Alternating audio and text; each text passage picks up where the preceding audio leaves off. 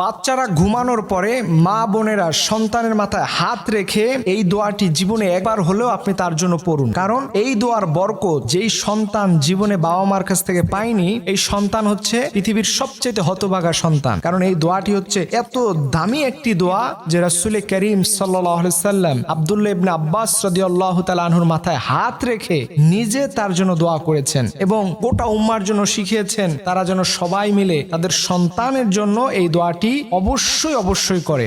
ভালো মানুষে সে পরিণত হবে এবং এর মাধ্যমে তার মাথার তার ব্রেন শক্তি, তার মেধা শক্তি এত বেশি বৃদ্ধি পাবে যে আপনি কল্পনাও করতে পারবেন না। এর জন্য রাসূল সাল্লাল্লাহু আলাইহি সাল্লাম আমাদেরকে শিখিয়েছেন যে অবশ্যই এই দোয়াটি তার মাথায় হাত রেখে ঘুমানোর পরে তোমরা পড়বে, আল্লাহুম্মা ফাক্কিহু ফিদ্দীন ওয়া আল্লিমহু তাউইলা। এই দোয়াটি আপনি আপনার সন্তানের মাথায় হাত রেখে জীবনে একবার হলে আপনার পড়া উচিত।